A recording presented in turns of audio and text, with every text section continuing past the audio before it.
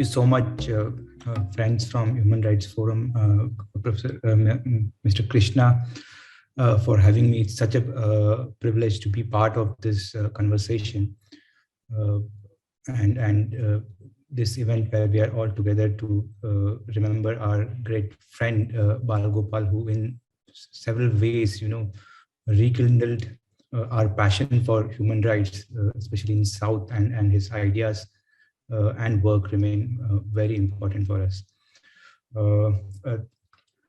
Thanks, Siddharth, for laying out some of the broader questions for us on, especially about the nature of Indian democracy. Some of the major issues that plague our democracy, but do not seem to gather that kind of attention which they really need. In this talk, what I would be doing is looking at the nature of collective ideas and conscience that tend to govern our politics and democracy, and how they construct the very nature of democracy that we are in. As you all know, my talk is titled Hinduism, Hindutva, and Human Rights. What I'll be doing here is looking at the making of more of peace and order in our society, and how religion constitutes a very important aspect of not merely the order, but also it influences our politics and the nature of democracy that we are in. So some of the questions that I'll engage with include, what kind of citizenship does Indian democracy promise to its citizens, and more particularly the marginal groups? What is the nature of collective morals that construct our localized political order? Indian democracy is increasingly understood as an illiberal democracy, and illiberal democracies are not most conducive for the idea of individual freedom or substantive possibilities of universal human rights. I have argued in my previous work that Indian democracy hosts a peculiar form of paradox of high democracy and low civility. Other scholars have emphasized the violent heart. For instance, Thomas Hansen has emphasized the violent heart of Indian politics. Beyond violence, however, the poverty and inequality, coupled with kind of long-lasting peace, which is celebrated in Hindutva political circles also, long-lasting peace and order, can best be understood through the collective ideas, conscience that govern our democracy. So in this talk, I'll briefly talk of two at least concepts, if you want to call them that way, that I have worked on in the past few years, which I call as Hindu politeness and Hindu cosmopolitanism. And I will engage with the question of new Hindutva by revisiting an old conflicting distinction set up by Ashish Nandi between Hindutva and Hinduism. Now, if you leave my talk early, if you are not there, let me quickly tell you that I do not see Hinduism and Hindutva as similar. Rather, I argue that Hindutva, despite its limitation, is a reformist current within the Hindu political forms and movements. Having said that, the paper is organized in kind of three parts. The first part, I would briefly speak on gender. The second part on gender and caste, to highlight the makings of Hindu politeness in rural areas, followed by Hindu cosmopolitanism in cities, and Hindutva finally, and would finally conclude all of this together to maybe reflect on the democracy, our democracy and its state. So let me begin with some memories of my fieldwork. After graduating from Tata Institute of Social Sciences in May 2001, I was living in a village in rural Marathwada as part of my first job with a Brahmin-run NGO. Caste dominates rural life through regulation and control of women, we had learned this in classrooms, but the actual workings of caste and gender in the village were far more educating. One fine day, a drunk man from the local dominant Maratha caste in the village had poured kerosene on his wife before setting her on fire in public view. On the very day, Jadhav, a Maratha male colleague who worked as peon in this NGO, shared this with me. The woman did not survive, and in her statement before death, she told the police that the cause of the burns was a kerosene stove burst. She was concerned about her young children, and the village was largely appreciative of her sacrifice. What did the sacrifice involve? Sparing her husband in the interest of her children. However, she was not merely sparing her husband. She was also sacrificing her life for her caste. In dying a dignified death and by not challenging her husband, she had protected Maratha honor and masculinity of her husband. Jadhav, who shared this with me, was a good man and had some remorse of what had happened in the village. He was keenly interested in education of his school-going son and daughter. In the NGO, he was seen as a brainless fellow who everyone, especially men, made fun of. Jadhav, however, was not a lame duck, as other men of power thought of him. He was, in his words, he would describe to me himself as Krishna. The NGO used to encourage widowed women to work and live on its premises. And Jadhav had a love affair with who he thought as the most sought after woman. And she also happened to be a Brahmin, who was a graduate and worked as an accountant. A secret that no one knew other than me. Jadhav was a good keep for the Brahmin widow, as no one would doubt him due to his innocence and illiteracy that surrounded his personality. There were times, these were times when internet was new. Jadhav's interest in sex knew no bounds, and Jadhav's interest in sex knew no bounds. He told me that the only computer in which had internet, and those were the days when internet was with modem, and you know how it used to work, right? There were passwords and so on. So he told me that the only computer which had internet in the office had some pornography, and he would like to see it. But the access to this computer was limited to an engineer from Mali caste, who was a key confidant of the Brahmin family that owned the NGO.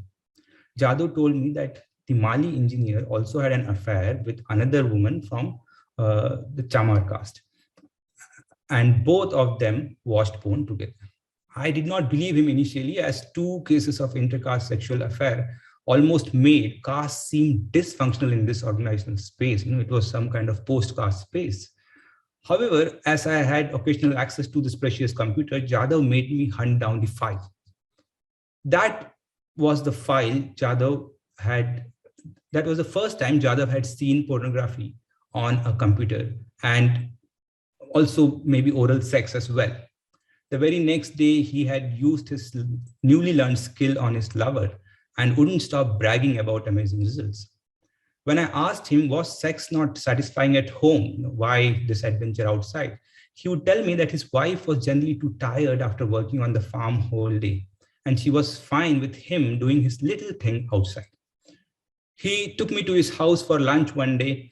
We are friends. So, and on a return asked me, isn't she beautiful? But she's not interested in sex. Don't you see how tired she is? He said. Jadhav, a small farmer who faced the vagaries of droughts and topped up his income with this volatile kind of job in the NGO, was neither into alcohol nor wife beating. But the wife knew her place.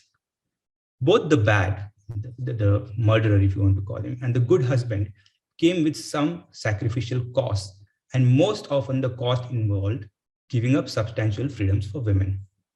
In this tale of three women, one who was burned to death, the other who would let her husband have some sexual adventures and other whatever adventures outside, and an educated woman who could not remarry despite her education and income, is the normalized story of unfreedom of women in rural India.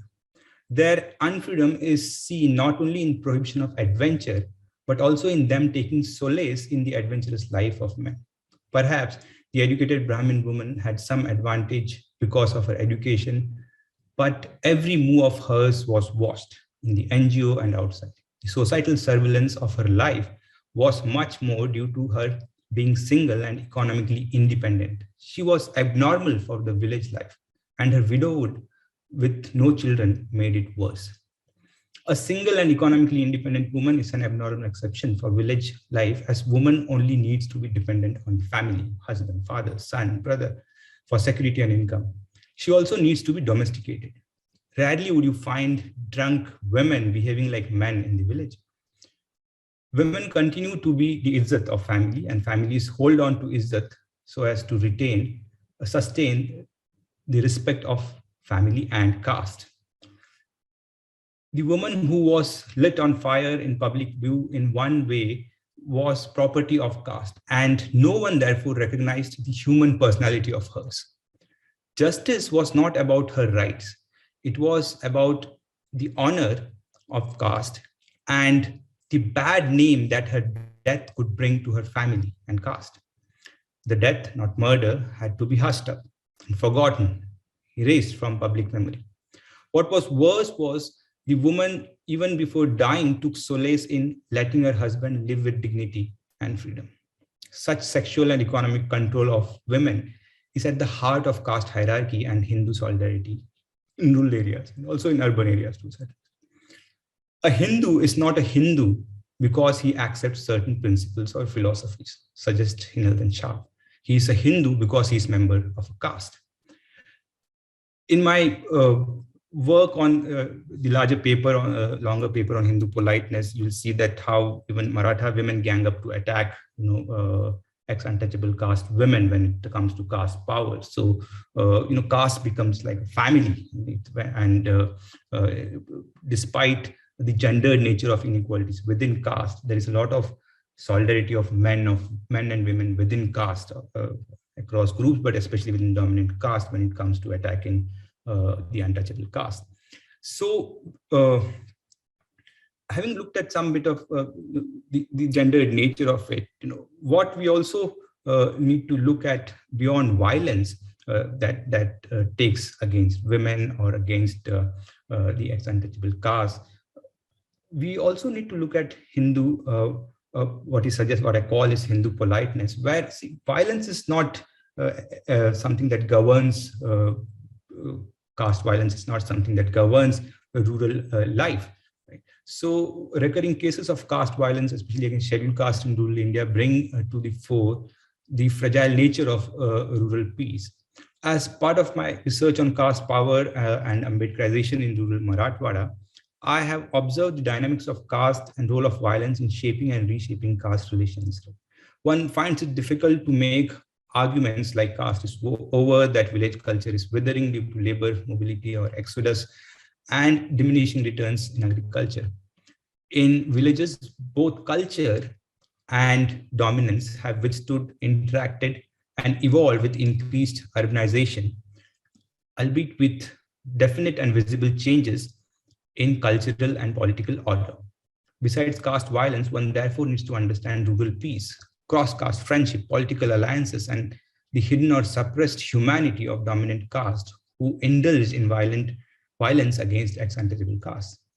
By dominant caste, I mean the caste that is numerically significant and controls land ownership and also usually claims the role of village heads or kingly roles.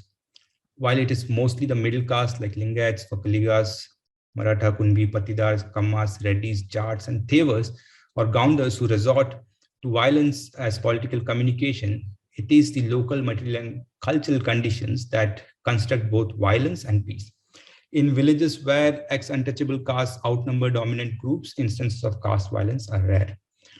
The newer form of social and political accommodation of marginal castes in rural society cannot be ignored. Castes are not always at war in villages, nor do ex-untouchable castes face physical violence every day. Caste power also operates through peace and politeness. Why is it important to think of politeness? What I suggest in my own work is politeness, a new form of political behavior that is learned by caste subjects. So how does one make sense of equality even if you don't believe in equality? A few days back we had an official email, for instance, saying that how do you respond to students? So you have to use language that does not offend anyone, right? Or otherwise, someone may file a case against you. Right? No, this is politeness. You may not mean it, but you practice it, right? And this is need, because you don't want to get any legal trouble. And I use this in understanding behavior of caste subjects in villages, right? How, even if you are a dominant caste, how does one make meaning of equality without believing in it, right? So idea of Hindu politeness is useful in deciphering the fragile nature of rural peace in villages. Hindu politeness helps us understand newer Hindu solidarity beyond caste in villages. These are embedded in power, but also involve continued acculturation, where castes not considered pure claim purity and simultaneously attempting to become Hindus, to become authentic Hindus. For instance, regularly we have these cases of non-SC/ST caste dominant groups protesting against this SC/ST Atrocities Act. Now, as you know, the rate of conviction in Atrocities Act is very poor. The nature of state, the structure of state ensures that there are no convictions. And most of the times, even the cases are not registered, because the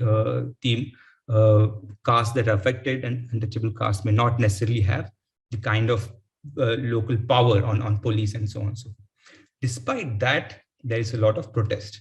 And increasingly what we see is, for instance, in Maharashtra, the protest is by the OBC caste and the dominant caste, the Maratha caste. So what we see here is this making of Hindu unity, solidarity, which does not necessarily include the ex-untouchable caste, may not also exclude them totally, but there is a solidarity that is of various forms. One is maybe political at times against the Atrocities Act, but there is also, for instance, these are embedded in power, but also involve continued acculturation, where castes not considered pure claim purity and simultaneously become authentic Hindus.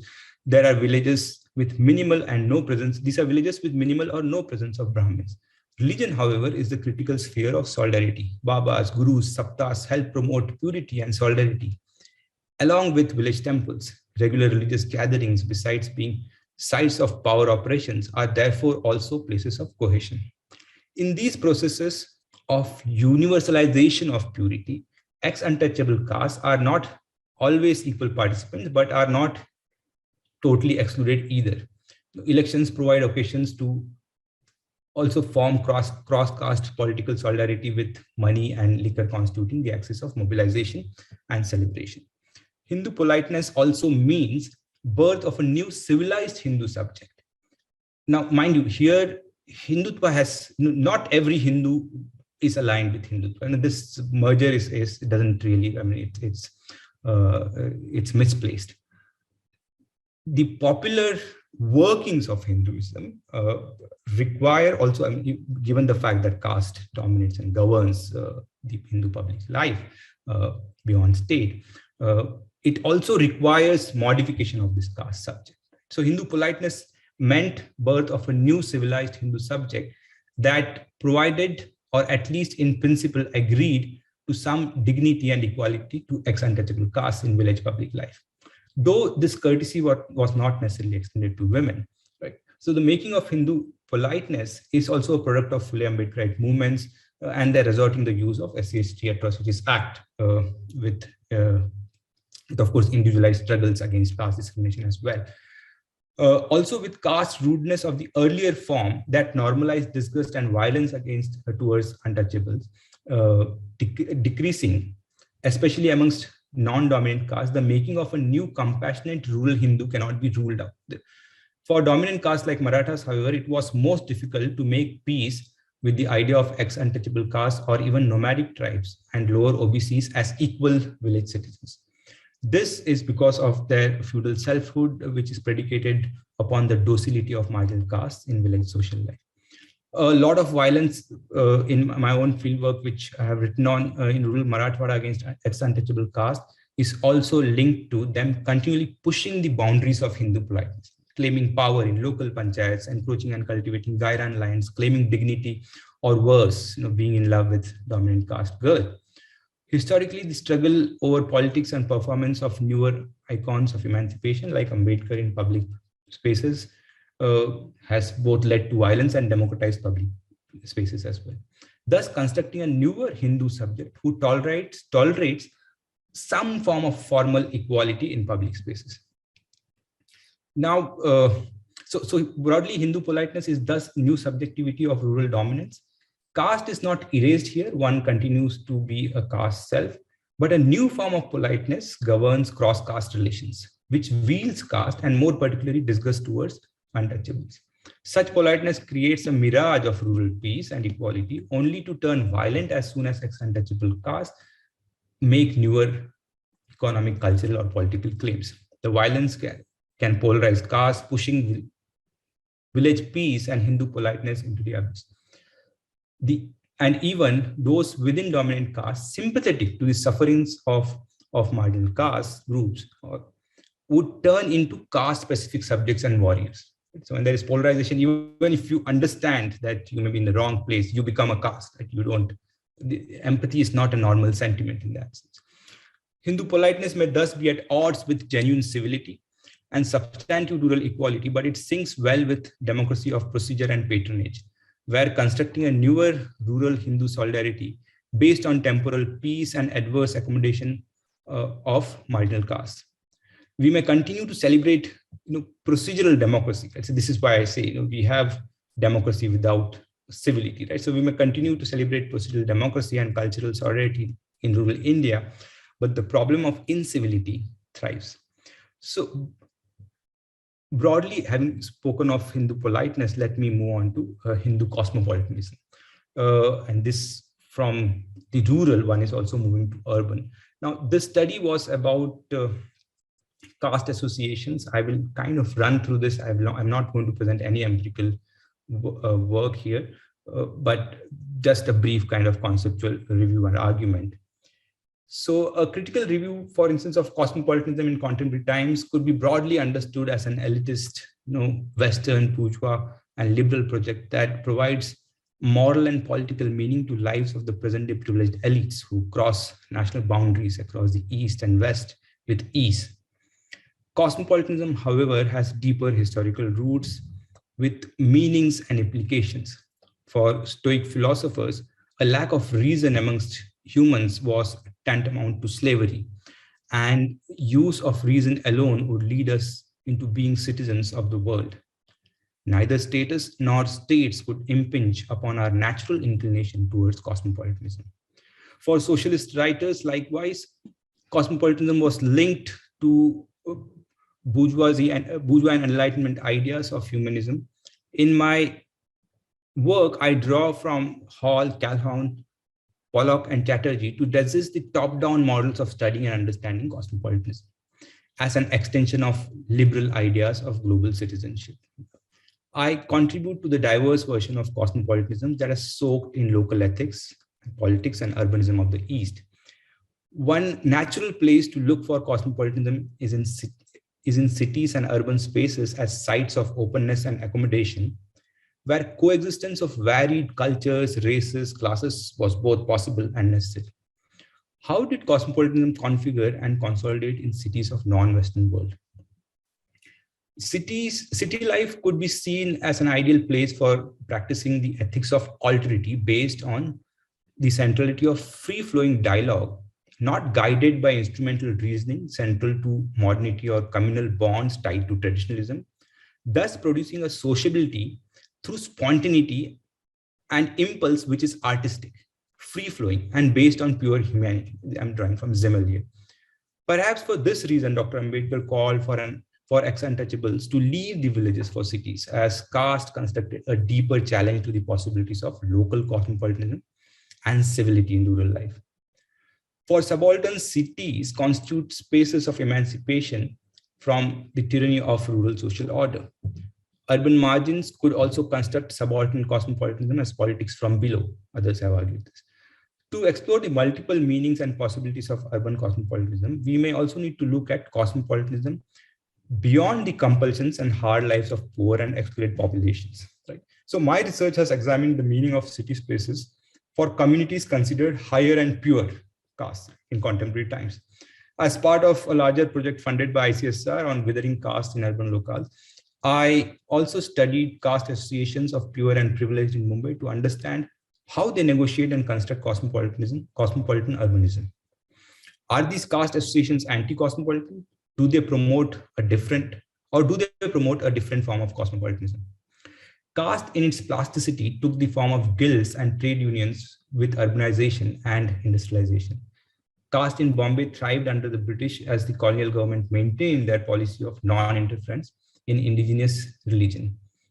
Bombay saw reorientation of primordial groups, caste and religious sects, as a response to ideological and political changes, and a new form of urban leadership developed that had primordial linkages like caste. Caste groups who had better jobs used ties of caste and kinship to fill future job openings and solidify their position. The flip side of this is that caste also influences economic inequalities and exclusion in labor markets. Caste has also historically shaped the organization of residential spaces, especially in villages, and also continues to do so in contemporary urban India. So, could the presence of caste, right, meaning caste is of course there in cities, but could the presence of caste as community in cities also point to traditional urbanism and structural continuity between rural and urban? Does caste as community also provide social and moral base for urban life worlds and cosmopolitanism in India? So I explored this through study of caste associations, right? Several caste associations, their virtual form, and interviews and group discussion. Right? So drawing on this research, I argued that cosmopolitanism, while being necessity of life in a megacity, Drawing on this research, I argue that cosmopolitanism, while being a necessity of life in a metropolis, results from the compulsion as well as seductions that accompany life in a megacity. The political and economic consequences of absolute segmentation are tremendous in modern times, as they can freeze technical innovation and perpetuate the ritualized tyranny of cousins. This is Gellner, right? As a community, caste as community is presented as a social solidarity of choice by caste associations in cities. So it's almost as if caste is a choice, when you form this association, which is not. To enable individuals negotiate urbanism and indulge in consumptive soft cosmopolitanism. Some interventions of caste associations may seem anti-cosmopolitan as they mostly encourage horizontal alterity, right? So for instance, some caste associations had, if you are a bunt, one could organize Mr. and Mrs. Bunt. So the idea is, that younger people meet at these places and also fall in love. So there is alterity, but the idea it's horizontal. It's with people of your own kind. So I suggest, however, that cosmopolitanism should not necessarily be judged through parameters of inclusion alone, since some exclusion may well be part of Hindu cosmopolitanism that drives post-colonial urbanism in India. So we did Hindu politeness, so Hindu cosmopolitanism, by looking at this privileged and pure castes and their collective morals through caste associations. Right? One could argue that there is something called Hindu cosmopolitanism, right? And this category can help us understand the nature of collective self, with also individualist inclinations, right? Of consumption, of materialism, right? So caste associations try to provide roots to freely moving individuality and alterity in a non-violent form, right? It's not like one would have shared examples in villages, right? So its caste is given more as a choice, like I said. Such regulation is not absolute closure and is in keeping with ideas of coexistence of diverse communities. In latent forms, however, caste associations try to dissuade those who may want to move beyond caste for love, sympathy, and compassion. Caste associations are thus contra dialogue and alterity, right? Also against alterity, as they affect the possibilities of reciprocity, spontaneity, and free-flowing sociality in the city. Strategies used by these caste associations encompass both material and cultural spheres. For the caste associations of the privileged, the city holds no promise of liberation and equality. City, some respondents said that city is Kali Yuga, the golden age of caste as community is lost or is seen as eroding radically. Caste associations work towards forming a newer urban identity from within caste groups, thus working towards the difficult task of holding together the inner solidarity of very jati itself in ethical ways under the rubric of Hindu cosmopolitanism.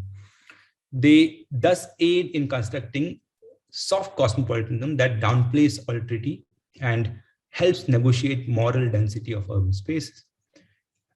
So very much as opposed to Durkheim's organic solidarity that privileges solidarity of individuals, caste as community continues to provide a foundational basis for cosmopolitan urbanism and Hindu cosmopolitanism.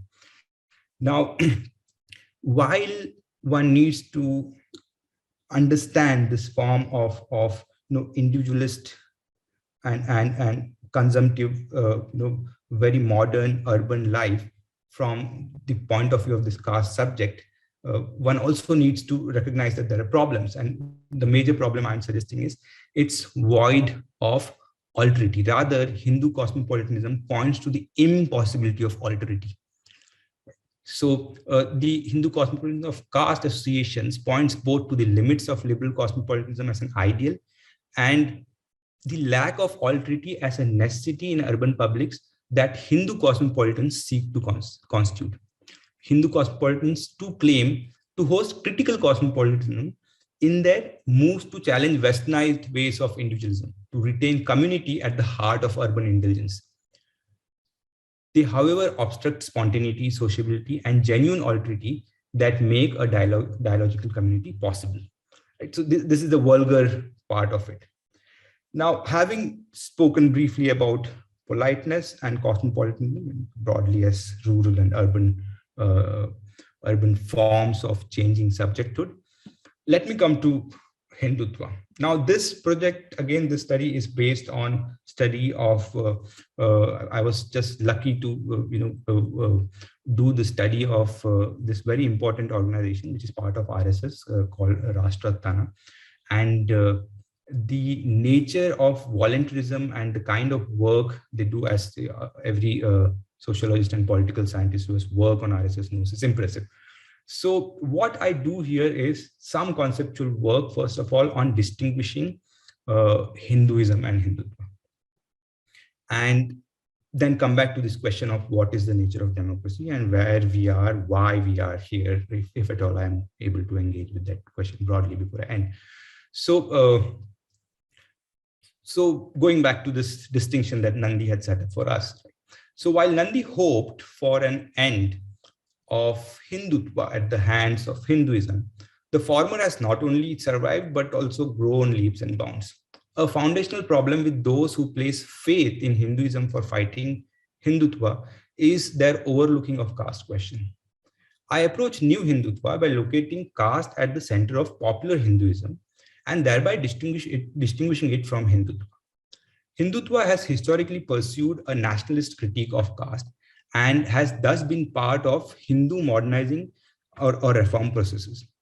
Contemporary forms of engagement with the caste in Hindutva's ideology building unravel the making of Hinduism as a civil religion. Now, here is the distinction that I set, right? The popular Hinduism, I mean, for instance, this fellow who is, going to set wife on fire in public, nothing to do with Hindutva, right? I locate that, I suggest that Hindutva is, you have to look at it as part of a reform process, right? I mean, some of you may immediately pounce at me saying that, what about the anti-Muslim sentiment and all? I mean, that is a secondary problem. Right now, what is important when you look at caste is, what is the nature of newer solidarity and what is the possibility of equality that is created?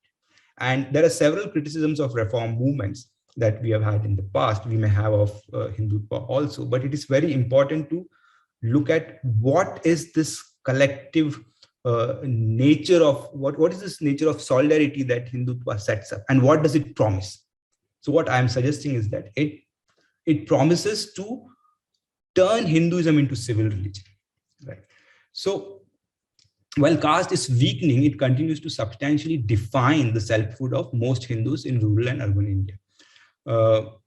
Anti-caste discourse is all pervasive in the movements that mobilize around fully Ambedkar ideology or the imagined Bahujan collective that is used.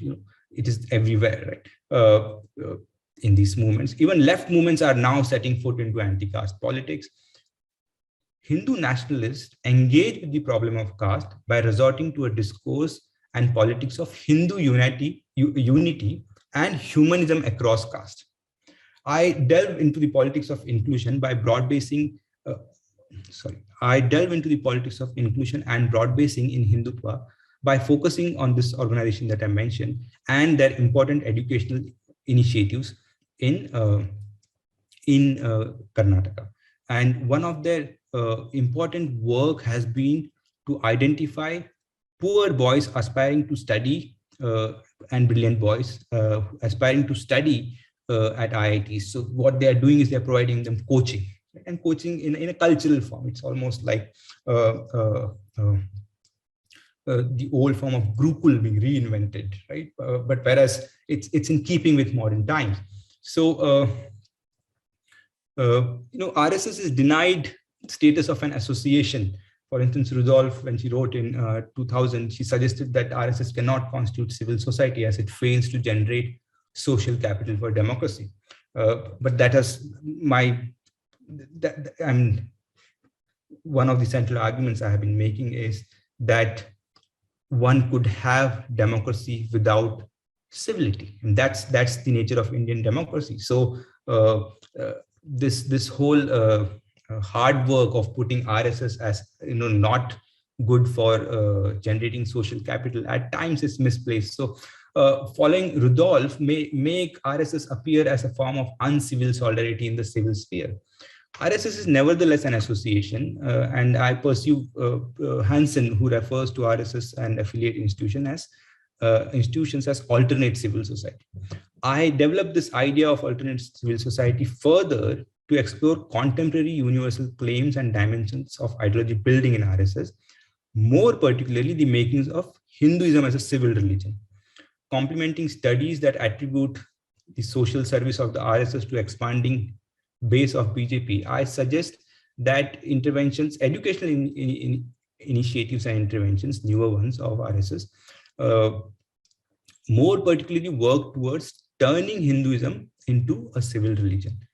While such an attempt cannot be claimed to be a new phenomenon, changing political and economic conditions along with newer moral and social interventions in civil sphere demand construction of Hindu religion as a civil religion.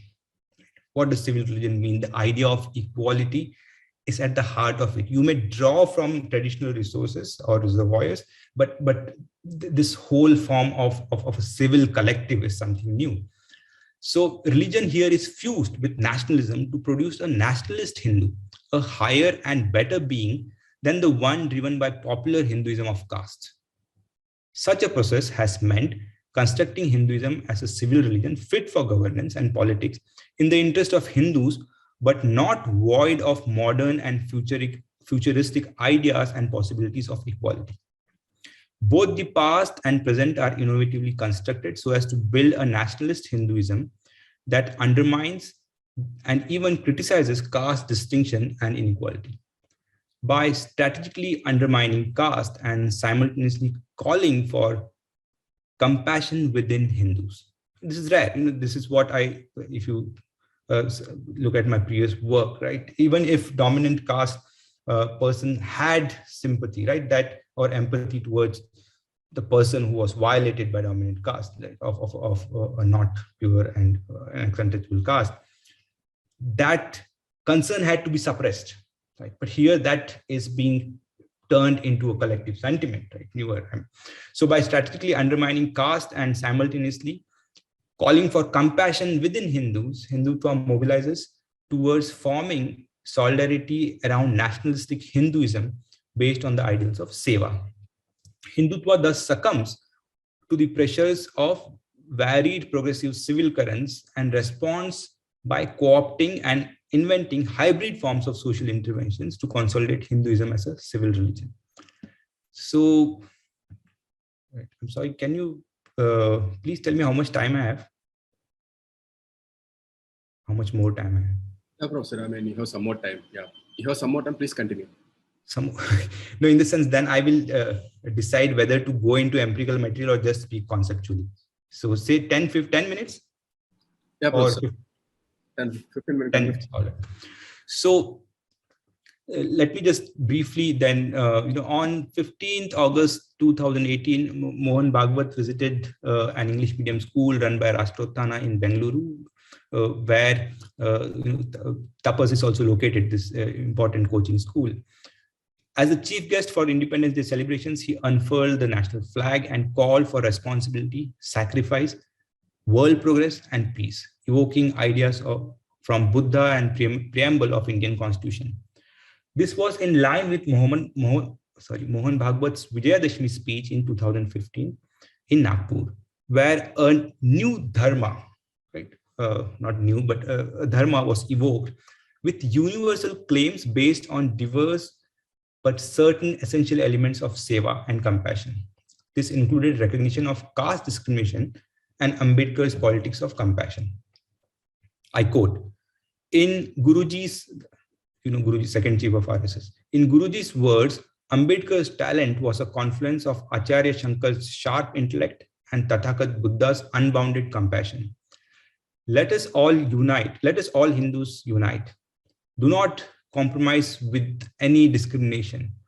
Let us set an example of human brotherhood to the world afflicted by sorrow.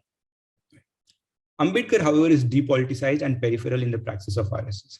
Caste is not frequently mentioned as an great ethical past, and discrimination on its basis is increasingly recognized as a problem to be dealt with.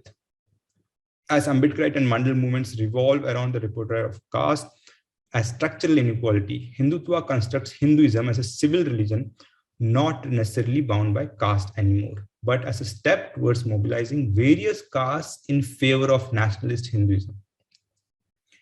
One of the important scholars of civil religion, Robert Bellah, would suggest that civil religion need not impinge on private religion. It is not always invoked in favor of worthy causes also. Bellah used the idea of American civil religion to refer to a set of beliefs, symbols, and rituals that exist alongside of rather than clearly differentiated from the churches.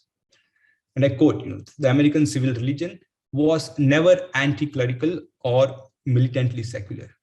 It borrowed selectively from religious traditions in such a way that the average American saw no conflict between the two. In this way, civil religion was able to build up without any bitter struggle with the church, powerful symbols. In this way, civil religion was able to build up without any bitter struggle with the church's powerful symbols of national solidarity and to mobilize deep levels of personal motivation for attainment of national goals. A recent attempt to recover civil religion in contemporary times is made by Phil Gorski.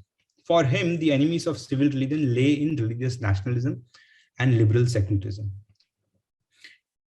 He calls for rescuing civil religion, which could help arrive at a balance between pluralism and solidarity. Excessive solidarity on racial and national basis leads to fragmentation for him, but civil religion could bring together realism and hope, which for Gorski is a theological and civil virtue. Both Bellah and Gorski bend towards a positive reading of civil religion. And Gorski in particular carves out neat compartments of religious nationalism and liberal secularism as those opposed to civil religion. In public life, however, there may be a wide spectrum of civil religion, from worthy causes to regressive social closure, symbols and rituals, state and non-state, and its usage by competing groups in competing forms for a sustained inner consolidation within a particular ethnic or religious group. In religiously plural democracies, civil religion may hold the illusory promise of equality for in-group and civility of indifference and even violence to those outside. Right? So one is not undermining the violence it may generate outside, right? But there is also in-group equality. And this bit of in-group inequality is something that is not part of the popular religion. Right? So now let's turn to the question of Hinduism versus Hindutva. While Hinduism in its popular practice lacks universal salvation philosophy of solidarity and may seem more like a collection of castes that occasionally unite for political purposes and ritual purposes or for rites, Hindutva seeks to actively unite the divided and hierarchically ordered castes under the rubric of Hindu unity. The fear of other Muslims and Christians mostly dominates the repertoires of such mobilization, along with cow protection and localized communal conflicts. A sustained cultural and economic intervention with marginal groups like Adivasis too has been important strategies, other scholars have suggested. While gaining votes and trust of marginal groups is the motivation, Hindutva increasingly seeks to make newer and deeper social unity across castes, advocating an ethic of equality and universal brotherhood at the same time. Broadly, civil religion helps us locate the rooted virtues and morals beyond the private form of religion in the sphere of politics. The division of religion and politics is a misnomer in India, as the state and society continually intersect, and the polity does reflect the ethos of upper caste Hindus. While liberal and post-colonial critics of Hindutva place hope in Hinduism for outdoing Hindutva, we may gain more analytically by framing Hinduism of Hindutva as a national civil religion. The Nehruvian legacy founded national solidarity on secularism, while the actual democratic practice remained embedded in ethnic relations. Secularism was based on certain conventions of civil speech and restrained in the interaction between communities and religious formations. In some ways, a colonial mode of management of difference got elevated into state ideology, suggests Hansen. The RSS, skip this. So what is happening here, and let me broadly kind of summarize this for you. What we need to understand is that this new form of Hindu subject beyond caste, right, and the way it accommodates, especially, it tries to accommodate untouchable caste, especially tries to accommodate the Shudra caste, the OBCs, successfully, is something that one needs to understand. Let me just quote, some of the students who study here, right? And none of these are Brahmins; these are middle caste, dominant caste, or OBCs, right? So one student would say, and you should try and get the emotion of this hard work and the achievement of this hard work. Right? So one student would share, while studying here, singing Vande Mataram makes me feel very patriotic. It makes a shiver run down my body. I feel immense source of happiness and pride when I sing it. I am so happy to be here because it helps me love my country more than I could till now. Now, what we see here is how culture, education, and aspiration for higher life, in the sense, engineering, IITs may go abroad. All of this is brought together to collect this to create and construct this new subject is very important. So what I call this is the sublated Hinduism, right? This is a new form of Hinduism, from Hinduism of caste to Hinduism as a civil religion. Now, sublation in Hegelian dialectic is both negation and preservation of an earlier form, and it is neither synthesis nor irony. The evolving of Hinduism into civil religion in Hindutva discourses is thus part of the dialectic within Hinduism. As suggested earlier, citizenship discourses and anti-caste politics in Phule Ambedkarite movements frame Hinduism of caste as one opposed to freedom, citizenship rights of marginal groups, and this discourse has now spread from southwest to northwest as well. The making of Hinduism into civil religion in Hindutva discourse is thus a necessity both for local politics and global cosmopolitan claims. Let me again quote one of the students who studied here and is an engineer now, studying engineering now, who I suggest experienced this, sublated Hinduism while he studied this. His parents used to run a provision store and used to stay, OBC student, right? Used to stay in a rented house in Bengaluru. He could not get admission in any of the IITs. He now studies in one of the regional engineering colleges. He continues to carry the spirit of Hindu unity and equality with him. Influenced by ideological and cultural education he gained at this coaching center, he is critical of caste divisions and conflict in Karnataka. He comes from the Vanikula Kshatriya caste, which is listed as OBC in Karnataka.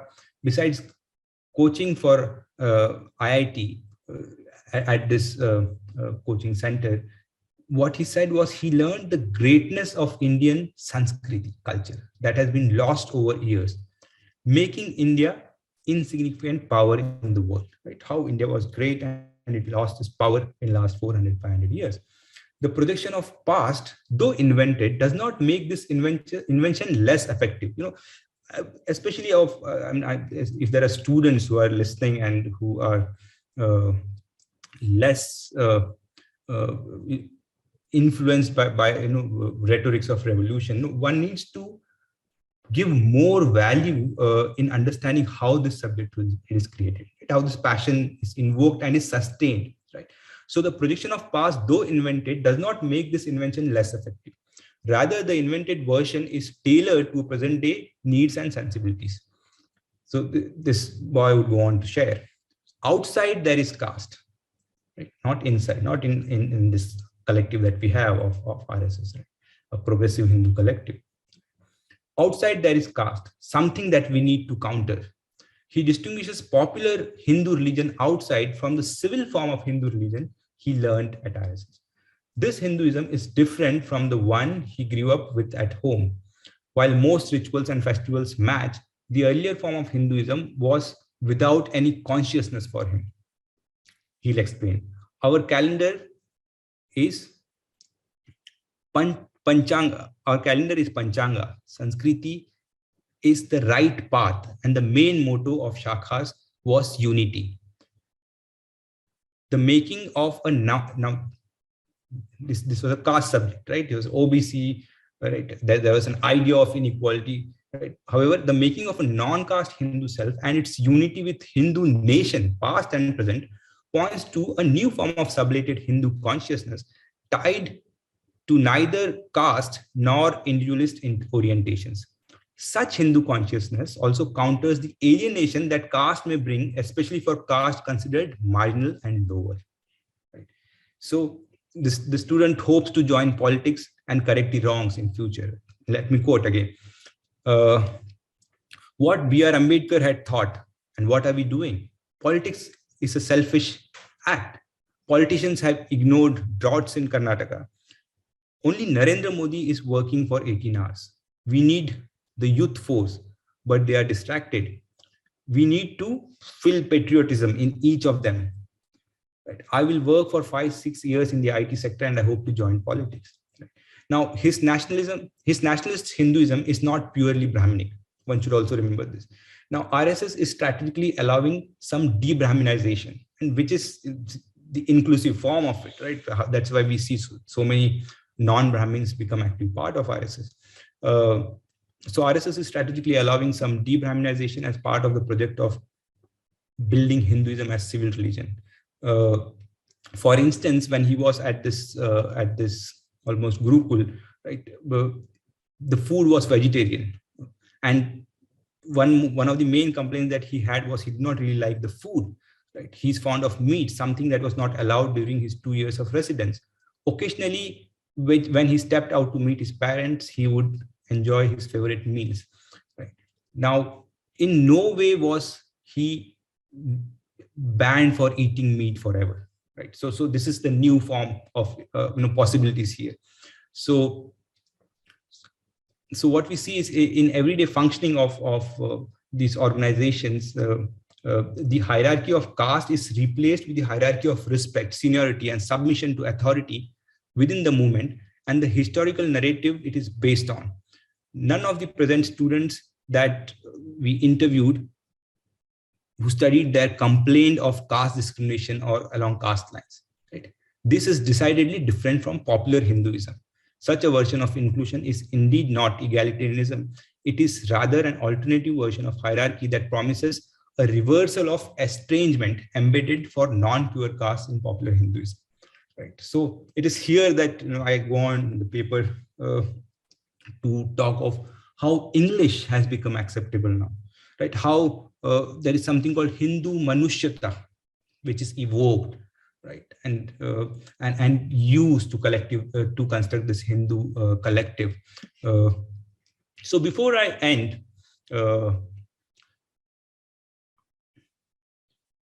I would like to kind of reach out to a very conservative scholar, someone like Durkheim, for instance, who had a lot of belief in modernity. And for him, one of the distinguishing features of modernity was it made progressive emancipation of individual possible, and the grip of traditional influence on our life would decrease over time, was the hope, right? And so we would evolve into this cult of individual, and we'll have possibly this religion of humanity. And religion was also a major expression of dealing with this process of change. For him, religion would help us reconcile the competing demands of individuals for freedom with the demands and interests of society. Right? Now, what we need to understand is that the constructive role played by organizations like RSS, and how they work towards imagining Hinduism as civility. And it's in the longer version of paper, I talk about how they don't talk of caste. Caste is always there, but there is a way around caste, right? So, and there are newer forms of inclusion. So this alternate civil society now that they construct now almost intersects with the mainstream liberal and secular civil society occasionally. And there's a discourse which can almost translate this mode of civil religion into an acceptable secular form or liberal form. So Hinduism as a civil religion here is a nationalized religion, one where the territory of India and a thin and abstracted notion of Hinduism are merged to create a new common space that can mediate between localized communities of sects and castes. The initiatives of RSS are also form of civil projects in keeping with the educational demands and desires of younger generations, while keeping them locked in culture of this new civil religion. Students learn to cross boundaries of caste and embody a spirit with marked rituals and practices of nationalist Hinduism. Hinduism is learned as an accommodative and civil religion for all Hindus, and Hindu Manushyata is evoked to counter westernization and internal divisions. Having said this, the making of Hinduism as a civil religion also points to new Hindu consciousness amongst lower and middle castes, which counters the estrangement popular Hinduism creates amongst these castes. While liberal Hindus hope to use Hinduism to counter Hindutva, Hindutva is slowly countering the ills of Hindu religion by framing and promoting Hinduism as a national civil religion. Caste, however, is not just localized, but integral to metaphysics of Hinduism. And Hinduism as a civil religion continues to find it difficult to overcome caste. And so here's again a kind of brief summary of what I did here to suggest that there is no Hindu without caste, and there is limited possibility of gender equality, especially in villages, because the whole subjecthood is revolving around caste form, caste subject. Now, so while that is like the absolute violation of rights, you see it in violent forms, but it's banal, it's daily.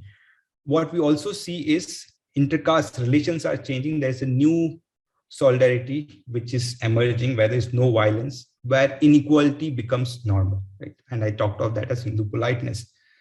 Hindu cosmopolitanism in cities where you are educated, you are going all around the world, still rooted in caste. And what we need to understand is that while the new religion that Hindutva works towards is different, there's a lot of hard work that that RSS and the Hindutva organizations put towards making Hinduism into civil religion. And despite its limited understanding of nation as one belongs to Hindus, there's a lot of internal churning that it works on simultaneously, which also needs to be understood. But of course, like I said, caste is almost like it's integral to the metaphysics of Hinduism. So neither is it going to be easy for RSS or the Hindutva organizations to overcome, because it is very much the collective conscience of at least in the caste world of Hinduism that governs democracy, right? So that's therefore substantive interest in ideas of equality, ideas of justice is something that continues to be missing in our democracy. So thank you so much for letting me speak at this occasion, and I'll stop here. Thank you.